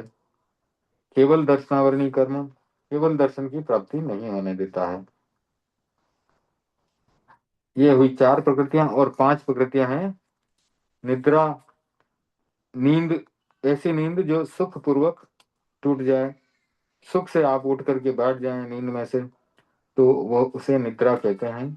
सुख से आ जाए, सुख से टूट जाए। निद्रा निद्रा वो नींद जो है बहुत मुश्किल से आती है, और उठाने के समय में बहुत कष्ट होता है। आदमी उठता है तो बड़ा दुखी होकर के उठता है। फिर प्रचला, जिसमें कि बैठे बैठे नींद आ जाए। प्रचला प्रचला, जिसमें खड़े खड़े या चलते चलते नींद आ जाए। त्यानर्दी, ये तो ऐसी नींद है कि प्रगाढ़ नींद में, गहरी नींद में व्यक्ति बाहर, घर के बाहर निकल जाता है, बिना भान के चलता जला जाता है, और ऐसा काम करके आ जाता है और वापस आकर के सो जाता है, उसको पता ही नहीं चलता। तो ये है स्त्यान अवधि। तो इस प्रकार से ये 9 कर्म प्रकृतियां हैं दर्शनावरणीय कर्म की। फिर वेदनीय कर्म की 2 प्रकृतियां हैं, साता वेदनीय और असता वेदनीय। साता वेदनीय के उदय से शारीरिक और मानसिक सुख की अनुभूति होती है। असाता वेदनीय इसके उदय से मानसिक दुख और शारीरिक कष्ट का अनुभव होता है। तो जब जब हमें दुख का अनुभव होता है, इसका मतलब असाता वेदनीय कर्म का उदय है। और जब जब सुख का अनुभव होता है तो समझना चाहिए कि साता वेदनीय कर्म का उदय है। तीर्थंकरों के आपको पता ही होगा कि एक सिर्फ साता वेदनीय कर्म का बंध होता है केवल ज्ञान प्राप्ति के बाद, और वह कर्म बंध भी एक समय में बनता है, दूसरे समय में उदय में आता है, और तीसरे समय में निर्जरित हो जाता है। उसे इरियापथिक कर्म भी कहते हैं। फिर मोहनी कर्म। मोहनी कर्म के बारे में पहले हमने अच्छे से चर्चा की थी। वो भी दो प्रकार का होता है, दर्शन मोहनी और चारित्र मोहनी। फिर दर्शन मोहनी की तीन प्रकृतियां होती है, सम्यक्त्व मोहनीय, मिथ्यात्व मोहनीय और मिश्र मोहनीय। चारित्र मोहनी की 25 प्रकृतियां होती है, उसमें कसाय की 16 हैं, 9 कसाय की 9 हैं। तो कसाय में हमने चर्चा की थी कि अनंतानुबंधी कर्म है, अनंतानुबंधी क्रोध मान माया लोभ, ये मिथ्यात्व के होता है, और इनका उपशम और क्षयोपशम होता है। और दर्शन मोहनी की तीन प्रकृतियों का अक्षय क्षयोपशम होता है या उपशम होता है, तब वो सम्यक्त्व बनता है और चौथे गुणस्थान में चला जाता है। और इसके लिए बहुत प्रयास करता है आत्मा, मिथ्यात्व से सम्यक्त्व में आने के लिए बहुत ही प्रयास करता है। फिर अनंतानुबंधी क्रोध मान माया लोभ के बाद अप्रत्याख्यानी क्रोध मान माया लोभ। तो ये व्यक्ति को त्याग नहीं करने देता। अप्रत्याख्यानी क्रोध मान माया लोभ जब तक होता है तब तक व्यक्ति चौथे गुणस्थान से पांचवें गुणस्थान में नहीं जा पाता, व्रती नहीं बन पाता। प्रत्याख्यानी क्रोध मान माया लोभ तो पांचवें गुणस्थान में आ जाता है, थोड़े बहुत व्रत भी रखता है, नियम भी लेता है, लेकिन ये प्रत्याख्यानी क्रोध मान माया लोभ जो है उसको साधु नहीं बनने देता, दीक्षा नहीं लेना देता। तो हो सकता है कि हमारे ये प्रत्याख्यानी क्रोध मान माया लोभ का प्रबल उदय है, इसलिए हम जानते हुए भी दीक्षा नहीं ले पा रहे। पता है संसार असार है, लेकिन फिर भी दीक्षित नहीं हो पा रहे हैं, संसार को छोड़ नहीं पा रहे हैं। फिर संज्वलन क्रोध मान माया लोभ है, और ये संज्वलन क्रोध मान माया लोभ जब तक रहेगा तब तक केवल ज्ञान प्राप्त नहीं होने देगा। ये 10वें गुणस्थान के अंतिम समय में सूक्ष्म लोभ का क्षय करते हुए अगर वो चलेगा तो 10वें से सीधा 12वें में जाएगा। यानी 10वें का अंतिम समय या 12वें का पहला समय कह दो, वहां पर लोभ को क्षीण करके पहुंचेगा। यानी मोहनी कर्म का पूर्ण रूप से क्षय हो जाएगा, तभी वो 12वें के पहले समय में पहुंचेगा, 12वें गुणस्थान के। और 12वें गुणस्थान में तो आपको पता ही है, अंतर मुहूर्त के भीतर भीतर बाकी के घाती कर्मों को क्षीण कर देता है, और 12वें के अंतिम समय में घाती कर्मों की सभी प्रकृतियों को क्षीण करता हुआ 13वें के पहले समय में पहुंच जाता है। 12वें का अंतिम समय यानी 13वें का पहला समय केवल ही हो जाता है, केवल ज्ञान प्राप्त कर लेता है। 9 कसाय की 9 प्रकृतियां हैं। हास्य यानी हंसी मजाक, रति यानी असंयम में अनुराग होना, यानी असंयम में उसकी रुचि है। अरति संयम में रुचि नहीं है, उदासीनता है संयम के प्रति। भय यानी डरना, शोक यानी इष्ट वियोग में होने वाला दैन्य भाव जिसमें उदासी छाई रहती है, व्यक्ति दुखी होता है। जुगुप्सा यानी कि घृणा करता है। स्त्री वेद पुरुष की अभिलाषा, पुरुष वेद स्त्री की अभिलाषा, और नपुंसक वेद स्त्री पुरुष दोनों की अभिलाषा। तो ये 9 कषाय हैं, ये भी कषायों को सपोर्ट करते हैं, कषायों को बढ़ाते हैं। तो ये मौनी कर्म के बारे में हमने चर्चा की। फिर आयुष्य कर्म 4 प्रकार का होता है, नरक आयुष, मनुष्य आयुष, तिर्यंच आयुष और देव आयुष। अगर कोई जीव नरक गति में है, वो उतना आयुष्य जितना बंधा हुआ है उतने समय तक उसको नरक में रहना पड़ता है, उस आयुष्य को नरक आयुष्य कहा गया। हम मनुष्य भाव में हैं, मनुष्य आयुष्य बांधा हुआ है, तो ये जब तक चलेगा तब तक हम मनुष्य भाव में हैं, और जब हमारा आयुष्य पूरा हो जाएगा तो यहाँ से फिर अगली गति में जाना पड़ेगा। तो इस भाव के आयुष्य को मनुष्य आयुष्य कहते हैं। तिर्यंच आयुष्य क्या है? तिर्यंच योनि में कुत्ता है, बिल्ली है, और भले वो एकेंद्रीय में है, द्विंद्रीय में है, त्रिंद्रीय में है, या चतुरेंद्रीय में है, या फिर तिर्यंच पंचेंद्रीय है, तो ये सब तिर्यंच आयुष्य को भोग रहे हैं। देव आयुष्य, देवलोक में गए, देवलोक का आयुष्य बंध गया, तो यह देव आयुष्य है। वहां पर जितने समय का आयुष्य बंधा है, तो उतने समय तक वहां देव आयुष्य का भोग जीव करता है। अब नाम कर्म, ये नाम कर्म की प्रकृतियां सबसे ज्यादा हैं। नाम कर्म मोटे मोटे रूप में दो भाग में बांटा गया है, शुभ नाम कर्म और अशुभ नाम कर्म। शुभ नाम कर्म जिससे सब अच्छी अच्छी चीजें प्राप्त होती है, जैसे अच्छा शरीर, अच्छी जाति, अच्छी गति, तो ये सब उसको प्राप्त होता है। अशुभ नाम कर्म से अशुभ शरीर, कहीं कहीं से टेढ़ा है, कहीं से कैसा है, ये अशुभ नाम कर्म से होता है। तो इसकी उत्तर प्रकृतियां आप पढ़ते हैं।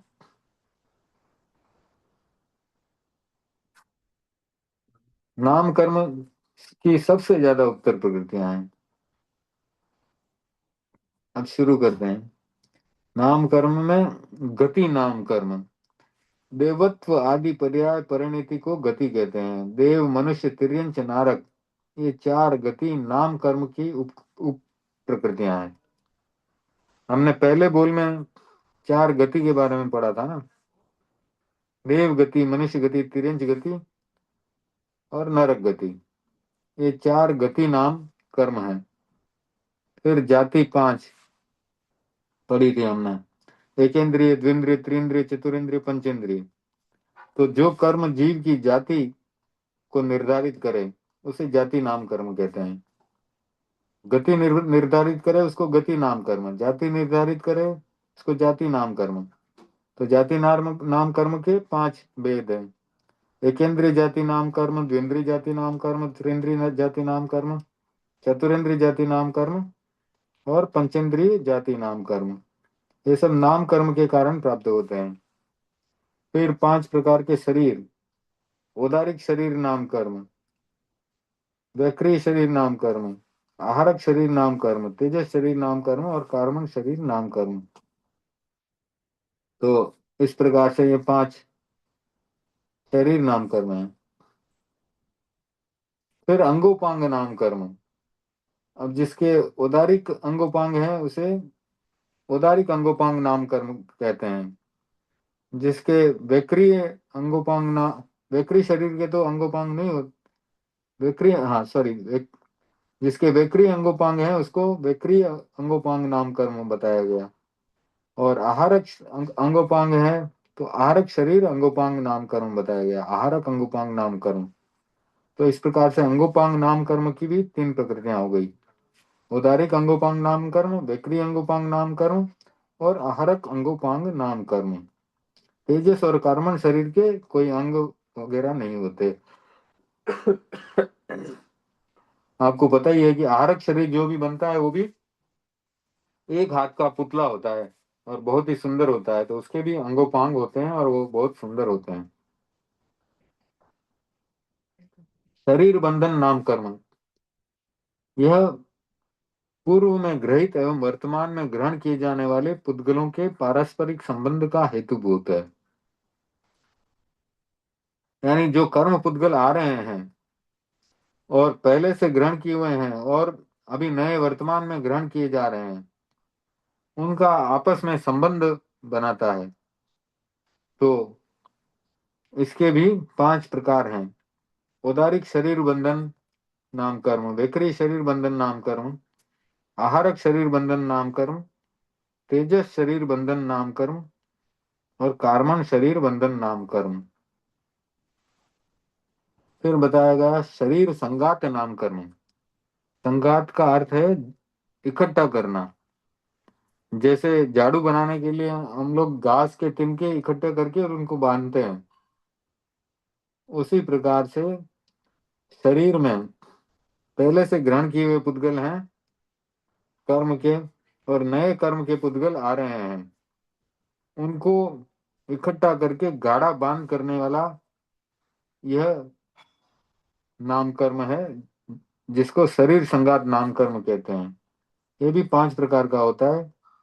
उदारिक शरीर संगात नाम कर्म, आहारक शरीर संगात नाम कर्म, वैक्रिय शरीर संगात नाम कर्म, तेजस शरीर संगात नाम कर्म और कार्मण शरीर संगात नाम कर्म। फिर संघनन, आपका संघनन कैसा है, ये हड्डियों की रचना कैसी है। सबसे मजबूत संघनन होता है वज्र ऋषभ नाराज संघनन। ये जो हमारे सलाका पुरुष हैं, इनके वज्र ऋषभ नाराज संघनन होता है। तीर्थंकर का शरीर वज्र ऋषभ नाराज संघनन का होता है। तो ये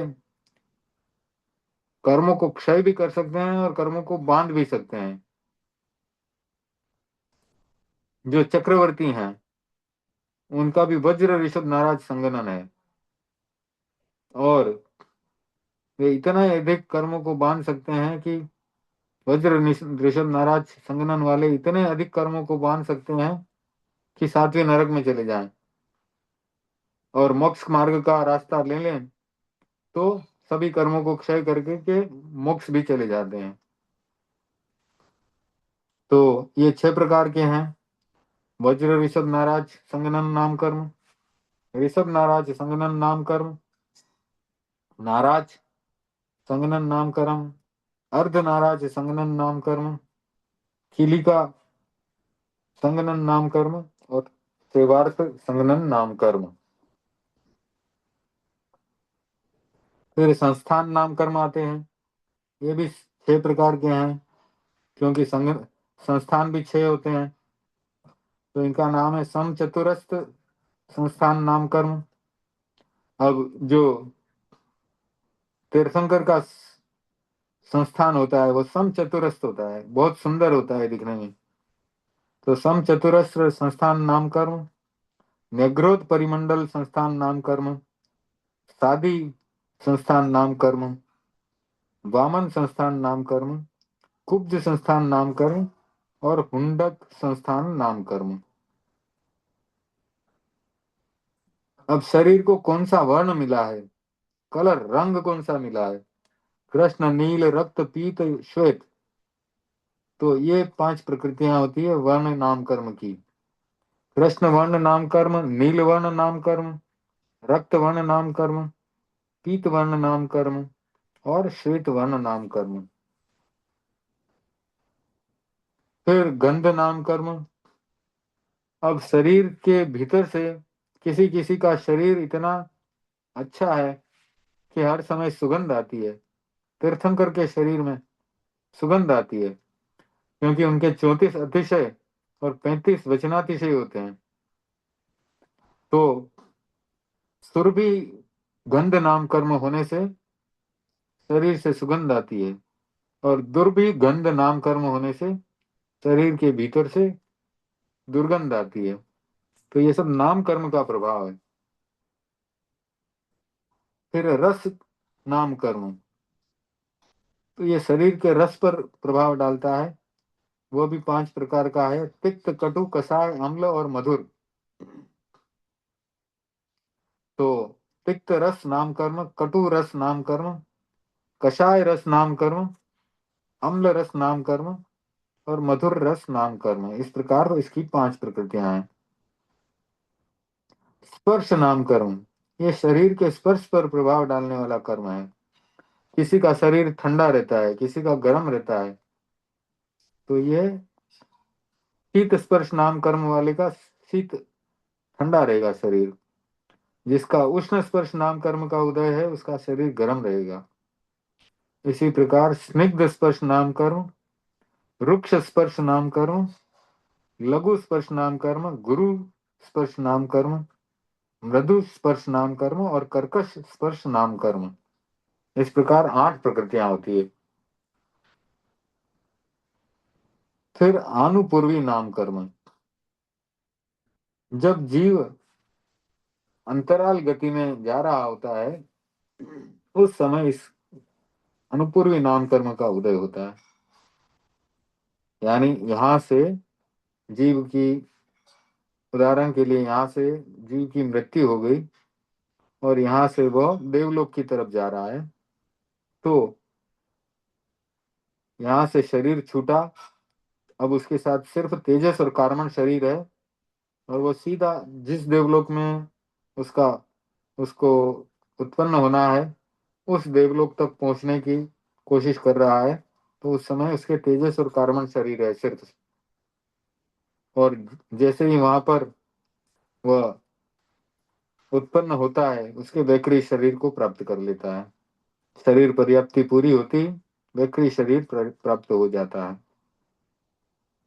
तो यहाँ से मनुष्य से मनुष्य के भव से निकला और देव के भव में उत्पन्न हुआ, उसके बीच में जो उसने गति की, उस गति, वो गति कैसी है वो अनुपूर्वी नाम कर्म के आधार पर है। तो जैसे नरक की तरफ जा रहा है तो नरक अनुपूर्वी नाम कर्म उसे कहते हैं। फिर तिर्यंच बन रहा है तो तिर्यंच अनुपूर्वी नाम कर्म। मनुष्य बनेगा तो मनुष्य अनुपूर्वी नाम कर्म, और देव गति में जा रहा है तो देवानुपूर्वी नाम कर्म उसके उदय में आता है। फिर है विहायोग गति नाम कर्म। जिस गति से आकाश स्थान विशेष को पाया जाए उसे विहायोग गति कहते हैं। यानी हम चलते हैं फिरते हैं तो वे खाली स्थान में आकाश के प्रदेशों में चलते हैं। पृथ्वी पर चलने वाला भी जो स्थान लेकर के जा रहा है वो तो आकाश में ही है ना। पृथ्वी पर तो पैर टिके हुए हैं लेकिन बाकी का शरीर तो आकाश में से होकर के गुजर रहा है। तो विहायोग गति के भी 2 प्रकार बताए गए, प्रशस्त और अप्रशस्त। प्रशस्त विहायोग गति, अप्रशस्त विहायोग गति। तो जो हंस की चाल है वह प्रशस्त विहायोग गति है, अच्छी वो सबको उसकी चाल अच्छी लगती है। तो जो चाल हमें अच्छी लगती है वह प्रशस्त विहायोग गति के उदय से होती है। प्रशस्त विहायोग गति नाम कर्म के उदय से व्यक्ति की चाल अच्छी लगती है। और जिसकी चाल गधे के जैसी है, ऊंट के जैसी है, वह अप्रशस्त विहायोग गति नाम कर्म के उदय से है, उसे अशुभ माना जाता है। अब कुछ और प्रकृतियां आ रही हैं, जैसे कि अगुरु अगुरु लघु नाम कर्म। तो इसके उदय से क्या होता है कि जीव न तो अधिक हल्का होता है और न अधिक भारी होता है। इसे अगुरु लघु नाम कर्म कहते हैं। उपघात नाम कर्म। इसके उदय से जीव प्रभावहीन होता है, उसका कोई प्रभाव नहीं पड़ता एवं अपने अधिक या विकृत अवयवों से दुख पाता है। यानी उसके अंगोपांग जो होते हैं वो अच्छे नहीं होते, विकृत होते हैं। ये उपघात नाम कर्म के उदय से होता है। पराघात नाम कर्म, इसके उदय से जीव प्रभावशाली होता है और उसका कोई विपक्षी होगा तो वो उससे डरेगा, भयभीत होगा। जैसे कोई बड़ा राजा है तो उसके विपक्षी हैं उससे डर के रहेंगे, तो उसके पराघात नाम कर्म का उदय है। उच्छ्वास नाम कर्म। इस कर्म के उदय से जीव सुख पूर्वक श्वासोच्छ्वास लेता है। तो जब हम श्वास श्वासोच्छ्वास अच्छे से ले पा रहे हैं, यानी श्वास में कोई अवरोध नहीं है, कफ वगैरह नहीं है, क्योंकि सर्दी जुकाम हो गया, कफ का प्रकोप हो गया तो इसका मतलब हम अच्छी तरह से श्वास नहीं ले पा रहे हैं, सुखपूर्वक नहीं ले पा रहे हैं। तो उच्छ्वास नाम कर्म का जब उदय होता है तो जीव सुखपूर्वक श्वासोच्छ्वास ले सकता है। आतप नाम कर्म, इस कर्म के उदय से जीव स्वयं तो शीतल होता है पर दूसरों के लिए ताप युक्त होता है। आप सूर्य को देखें तो हम सबके लिए ताप युक्त है, लेकिन उसके स्वयं के तो उस ताप का कोई असर नहीं होता। यानी स्वयं के लिए शीतल है लेकिन दूसरों के लिए ताप युक्त है, आतप नाम कर्म के उदय से। उद्योत नाम कर्म, इस कर्म के उदय से जीव के शरीर में से कांति या उज्जवलता होती है, उसके शरीर में से शीतल प्रकाश निकलता है। जैसे जुगनू देख सकते हैं आप, उसके उद्योत नाम कर्म का उदय है। निर्माण नाम कर्म, इस कर्म के उदय से जीव के शरीर के अवयव यथास्थान होते हैं, यानी शरीर फोड़े फुंसियों से रहित होता है। तो निर्माण नाम कर्म का उदय होगा तो शरीर अच्छा रहेगा, फोड़े फुंसी वगैरह भी नहीं होंगे। तीर्थंकर नाम कर्म, इस कर्म के उदय से जीव तीर्थंकरत्व को प्राप्त करता है, यानी तीर्थंकर बनता है।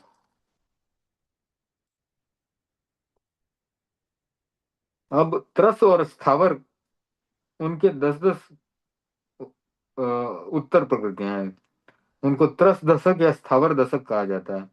यानी जीव त्रस होता है तो कैसे होता है, स्थावर होता है तो कैसे होता है, इसके बारे में बताया गया है।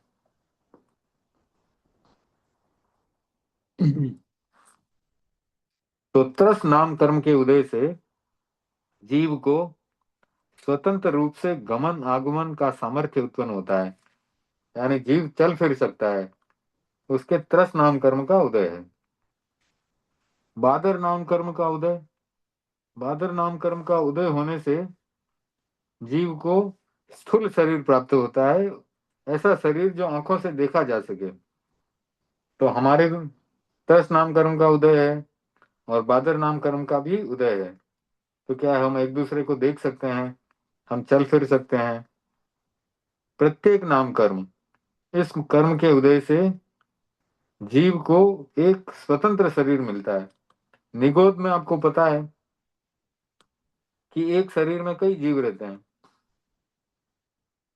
पर्याप्त नाम कर्म, इस कर्म के उदय से जीव जितनी पर्याप्तियां मिलनी चाहिए उन सब पर्याप्तियों को प्राप्त करता है।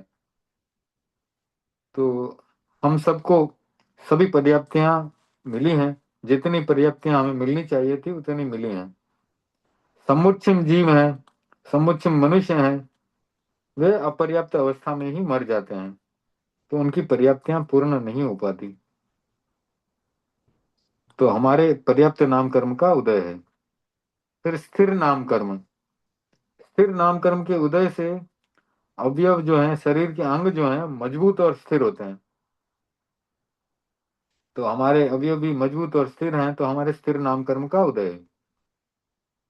शुभ नाम कर्म, इस शुभ नाम कर्म के उदय से शरीर सुंदर होता है और लावण्य युक्त होता है। फिर सुभग नाम कर्म, सुभग नाम कर्म का अगर उदय हो तो वह जीव सबको प्रिय लगता है, अच्छा लगता है। कहीं पे भी जाएगा तो लोग उसका लोग उसको चाहेंगे। सुस्वर नाम कर्म, इस कर्म के उदय से जीव का स्वर मधुर होता है। आदेय नाम कर्म, इस कर्म के उदय से जीव का वचन आदेय होता है, प्रामाणिक होता है। आप देखो राजा महाराजा लोग होते थे उस जमाने में, उनकी आज्ञा को कोई टाल नहीं सकता था, उसका आदेश मानना पड़ेगा, आदेय है वो आदेय नाम कर्म के उदय से है। यशः कीर्ति नाम कर्म, इस कर्म के उदय से जीव को यश और कीर्ति मिलती है, समाज में प्रसिद्धि होती है, यश होता है, उसका नाम होता है। अब इसके विपरीत जो है वो स्थावर दशक है। ये 10 नाम कर्म की प्रकृतियां तब त्रस दशक की थी। अब इसके विपरीत स्थावर दशक, स्थावर आपको पता है किसको कहते हैं, जो चल फिर नहीं सकते। पृथ्वी का है, अप का है, तेजस का है, वायु का है और वनस्पति का है के जीव, ये चल फिर नहीं सकते। उनके स्थावर नाम कर्म का उदय है। तो स्थावर नाम कर्म के उदय से जीव स्वतंत्र रूप से गमनागमन नहीं कर सकता, यानी चल फिर नहीं सकता। सूक्ष्म नाम कर्म, इस कर्म के उदय से जीव को सूक्ष्म शरीर मिलता है जो आंखों से नहीं देखा जा सकता। तो निगोद के जीव हैं, उनको नहीं देख सकते हम। एक शरीर में इतने जीव हैं। प्याज के भीतर भी कितने जीव हैं, अनंत जीव हैं। सुई की नोक पर एक प्याज का इतना सा टुकड़ा हो, उसके भीतर इतने शरीर हैं, अनंत शरीर हैं। तो जितने भी जमी कंद हैं उसमें इतने शरीर हैं, अनंत जीव इतनी छोटी जगह में रहते हैं। साधारण नाम कर्म, इसके उदय से जीव एक शरीर में अनंत जीवों के साथ रहना पड़ता है। साधारण नाम कर्म। तो आपने वनस्पति काय के दो प्रकार सुने ही होंगे। साधारण वनस्पति काय, तो साधारण जो वनस्पति काय है उसमें एक शरीर में अनंत जीवों को साथ में रहना पड़ता है। निगोद के जीव, काई के जीव, ये सब अनंत काय में है, साधारण शरीर है। इनके साधारण नाम कर्म का उदय है। अपर्याप्त नाम कर्म, इस कर्म के उदय से जीव अपर्याप्त अवस्था में ही मृत्यु को प्राप्त कर लेता है। समुच्चम मनुष्य जो हैं वे अपर्याप्त अवस्था में ही मृत्यु को प्राप्त कर लेते हैं। उनके हेलो। आहार जब, हाँ बोलिए। वो निगोद के शरीर होते, वो जो कंदमूल होते तो उसको निगोद के शरीर नहीं बोल सकते? कंदमूल को हाँ, निगोद के शरीर बोल सकते हैं या नहीं? आ, कंदमूल अनंत काय है, और हाँ निगोद जो है वो उसमें और उसमें थोड़ा फर्क है मुझे लगता है। तो मैं थोड़ा और पढ़ करके बताता हूँ। निगोद हाँ में हाँ, वो कंफ्यूज हो रहता है। उसमें मुझे कंफ्यूजन लगता है, मुझे तो वो कंदमूल जो होते हैं ये सब निगोद के शरीर बोल सकते हैं या नहीं? हाँ, मुझे ऐसा लगता है कि काई के जीव और ये निगोद के जीव, कंदमूल के जीव जो अनंत काय हैं उनको अनंत काय हाँ बोला है। और हाँ। हाँ, निगोद के जीव उनको, मुझे जहां तक लगता है उनको बोला जा सकता है। फिर भी और थोड़ा पढ़ करके मैं आपको बताता हूँ, ठीक है ना, अगली क्लास निगोद में पूरा। हाँ, अगली निगोद क्लास का में। कारण तो बन सकता है ना हाँ दिनेश जी, जी? निगोद का। कंदमूल निगोद का कारण तो बन सकता है ना? हाँ, निगोद जैसे अभी जो निगोद में एक शरीर में अनंत जीव बताए गए हैं। अनंत काय है। हाँ, तो वो अपने कंदमूल में भी वही है चीज। तो कंदमूल हुआ, काई हुआ, जो अपने हरियाली में, ये बारिश में जो हरी हरी दिखती है, काई हो जाती है पानी के ऊपर, वो हम्म। है। ये सब निगोद में ही आते हैं और हाँ निगोद अनंत में। अनंत काय में आते हैं। हाँ हाँ। ठीक है ना, फिर भी तो और थोड़ा डिटेल में मैं आपको अगली बार बताता हूँ इसके बारे हाँ में। हाँ। ओके। तो ये बताते हैं कि एक श्वासोच्छ्वास लेते उतने में 17 बार जन्म मरण कर लेते हैं। ये सब निगोद के जीव हैं। तो और एक ही शरीर में इतने अनंत अनंत जीव साथ में रहते हैं। तो ये साधारण साधारण वनस्पति का ये यही है जिसमें कि निगोद आता है, साधारण वनस्पति वनस्पति काल में। फिर अपने प्रत्येक वनस्पति काय जो है जिसमें कि एक शरीर में एक जीव है। जैसे पेड़ है अपना, उसके बीज हैं, जैसे गेहूं है, तो गेहूं में एक शरीर है, एक जीव है। उसका जो बीज है उसमें एक शरीर है और एक जीव है। तो ये प्रत्येक वनस्पति काय के जीव हुए। लेकिन जो साधारण वनस्पति काय के जीव हैं उसमें एक शरीर में अनंत जीव साथ में रहते हैं। तो ये सारा निगोद हो गया पूरा। तो उसमें भी सूक्ष्म जो जीव होते हैं वो तो हमारी आंखों से दिखते ही नहीं है। मतलब ये जो आलू वगैरह जो हम देख रहे हैं ना, इसमें भी एक साथ बहुत सारे जीव हैं, इसलिए हमको दिख रहे हैं। ये बादर हैं, ये बादर वायु वनस्पति है। वो वायुकाय में भी नहीं दिख सकते हैं ना, वायुकाय त्रस्काय में भी। वायु का भी जो है उसमें भी हमको अब हवा जो चलती है वो महसूस कर सकते हैं। हाँ पृथ्वी मतलब पृथ्वी पृथ्वी का है, तो वो भी ये छोटा सा पृथ्वी का है, उसमें भी असंख्य जीव हैं। लेकिन देख नहीं सकते। निगोद में तो अनंत जीव हैं। तो जो हमको दिखाई दे रहा है ना, वो बादर है। और जो सूक्ष्म है वो तो देख ही नहीं सकते। सूक्ष्म निगोद को तो हम देख ही नहीं सकते। और इसीलिए कहा गया कि सूक्ष्म एकेंद्रीय के जीव जो हैं वो पूरे वो लोक में पूरे खचाखच भरे हुए हैं, वो दिखते नहीं अपने को। ठीक है ना। तो ये बादर और सूक्ष्म में थोड़ा सा भेद है। तो बादर तो जो है जैसे आलू हमको दिख रहा है, वो भी उसमें भी छोटे से टुकड़े में भी अनंत जीव है, लेकिन वो हमको दिख रहा है, तो उसको बादर कहा गया। लेकिन सूक्ष्म तो हमको दिख ही नहीं रहा है, लेकिन फिर भी है वो, ऐसा है। तो सूक्ष्म निगोद के जीव तो अनंत अनंत हैं, इतने हैं।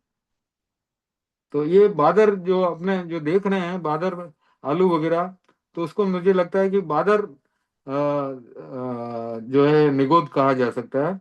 फिर भी वापस पढ़ करके मैं बताता हूँ आपको डिटेल उसका। तो जो सूक्ष्म निगोद के जीव हैं वो तो हमको दिख ही नहीं सकते, ऐसा है।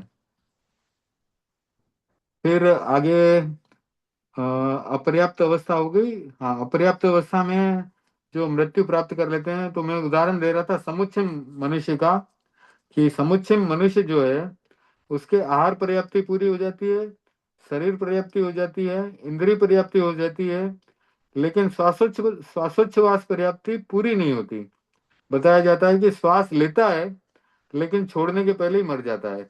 यानी 3.5 पर्याप्तियां ही उसकी पूरी होती है।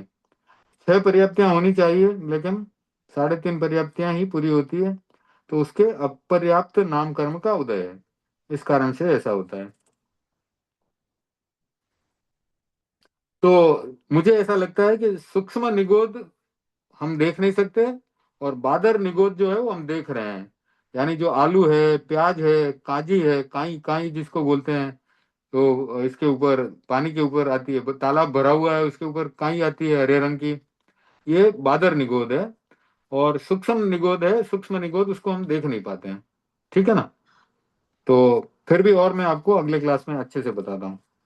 अब आगे पढ़ते हैं। अपर्याप्त नाम कर्म हो गया, फिर अस्थिर नाम कर्म। अच्छा, टाइम हो गया, ओहो ध्यान ही नहीं रहा। आज तो इतनी चर्चा मतलब ऐसी चल रही है ना, ये समय का ध्यान नहीं रहा। ठीक है, तो आज ये इसको यहीं पे समाप्त करते हैं। अगले क्लास में फिर से हम वो निगोद के बारे में और ये स्थावर दशक के बारे में फिर से चर्चा करेंगे। तो परम पूज्य गुरुदेव की आज्ञा से सुने मंगल पाठ।